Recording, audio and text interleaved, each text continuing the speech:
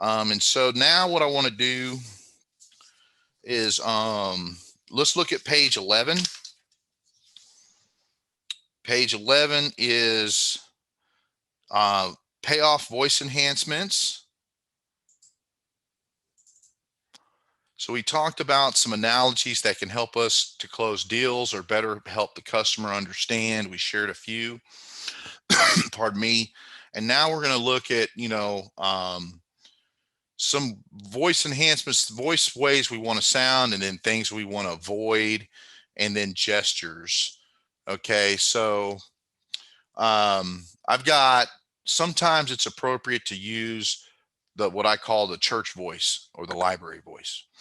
And that's where, when you're talking to a customer, sometimes it makes sense to quiet down, right? Then there's excited. There's an excited voice. Hey, how you doing today, sir? There's the dramatic pauses. Okay, when you're wanting to draw somebody in.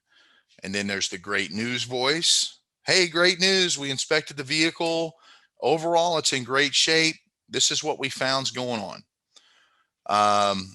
Empathy. You know, a couple of meetings ago, Eli was doing a role play, and I think we all picked up on the empathy that he had in his voice. Don't ever forget that, because we all have the same ability. And empathy is there's a lot of times in our business that we have to express that empathy to a customer. They understand that we care, and then that goes a long way, especially when you're talking about, they have to, because look, a lot of people, they don't budget for car repair. They don't plan on it, and they are not happy to see you when their car breaks down. It never should have broke down. They don't trust you. And so it's our job to kind of simmer all that down, try to make that, the ugly situation into the best possible situation that we can under the circumstances. Empathy goes a long way. And then there's a super serious, again, if you have your book, it's page 11. There's your super serious voice. There's time to be very serious with the customer. And then there's, the last one here is a confident voice. You always want to be confident.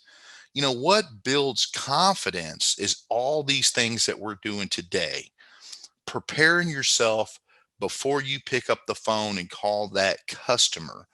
I also work with a lot of shop owners, and what happens is the more knowledge you have, the more confident you are.